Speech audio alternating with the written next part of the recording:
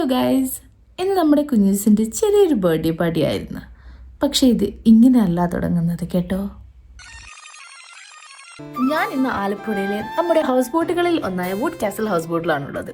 ഇതൊരു traditional style എന്നാലൊരു modern interior ഉള്ള 2 ബെഡ്റൂം പ്രീമിയം ഹൗസ് ബോട്ടാണ്. ഫുഡ് ഗ്ലാസ് കവേർഡ് ആയതിനാൽ നമ്മുടെ കുഞ്ഞുമക്കൾ ഈ ബോട്ടിൽ സേഫ് ആയിരിക്കും. പിന്നെ ഇവിടെയുള്ള ഈ ഒരു വ്യൂ ഉണ്ടല്ലോ, അടിപൊളിയാണ്. ഞാൻ കുഞ്ഞിലെ അമ്മയുടെ ഒപ്പം നാട്ടിൽ വരുമ്പം ആലപ്പുഴയിൽ വരാറുണ്ടായിരുന്നു. അന്നൊക്കെ ഹൗസ് ബോട്ട് നെടുമുടി ബ്രിഡ്ജിന്റെ താഴെ കിടക്കുന്നത് കാണും.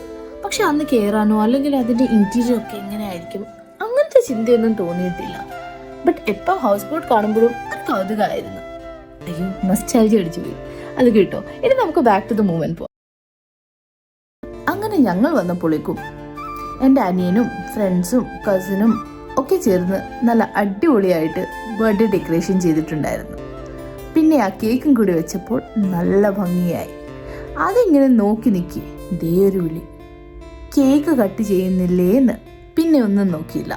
ഡെക്കറേഷനും ആംബിയൻസും വൈബും ഒക്കെ സെറ്റായ സ്ഥിതിക്ക് ഞങ്ങൾ കേക്ക് മുറിച്ച് കുഞ്ഞൂസിൻ്റെ ആദ്യ പിറന്നാൾ ആഘോഷമാക്കി.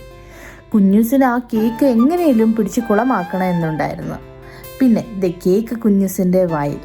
അതിൻ്റെ മധുരം ഒന്ന് ആസ്വദിച്ച് വന്നപ്പോഴേക്കും ആ കേക്ക് നേരെ ചേച്ചിയുടെയും ചേട്ടൻ്റെയും എന്തിന് അമ്മയുടെയും വായിലെത്തി.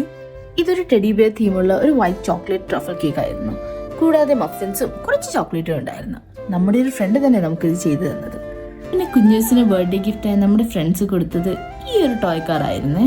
ഞങ്ങൾ ബോട്ടിൽ നിന്ന് ഇറങ്ങുന്നവരെ കുഞ്ഞൂസ് ഇതിൽ തന്നെയായിരുന്നു. ബോട്ടിന്റെ കിച്ചണിൽ ഷെഫ് ഉണ്ടാക്കിയ അടിപൊളി ചിക്കൻ ഫ്രൈഡ് റൈസ് കഴിച്ച് ഉച്ചയുടെ വിശപ്പും തീർത്ത് കഴിച്ച് ദഹിപ്പിക്കാൻ അജിത് ബ്രോനെ കൂട്ടി ഞങ്ങൾ നേരെ സ്പീഡ് ബോട്ട് റൈഡിന് ഇറങ്ങി.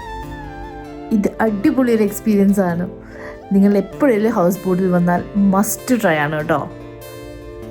അങ്ങനെ അതൊക്കെ കഴിഞ്ഞ് ഞങ്ങൾ നേരെ നനഞ്ഞ് കുളിച്ച് ബോട്ടിലെത്തി. അപ്പോൾ ദേ നല്ല ചൂട് ചായയും പഴംപൊരിയും അതും കുടിച്ചിട്ട് കുറച്ച് നേരം എല്ലാവരോടും കാര്യം പറഞ്ഞിരുന്ന് സമയം നോക്കിയപ്പോൾ 5 മണി. പണ്ട് എവിടെയോ കേട്ട ഒരു ഓർമ്മ.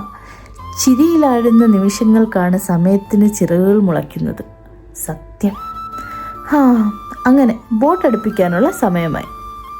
മത്സ്യത്തൊഴിലാളികൾക്ക് വേണ്ടിയും പിന്നെ ലോ ലൈറ്റ് വിസിബിലിറ്റി കാരണം ഗവൺമെന്റ് മുമ്പോട്ട് കൊണ്ടുവന്ന ഒരു ലോൺ ഉണ്ട് കേട്ടോ. 5:30 ശേഷം പിന്നെ ബോട്ട് അടുപ്പിച്ച് കെട്ടിയിടണം.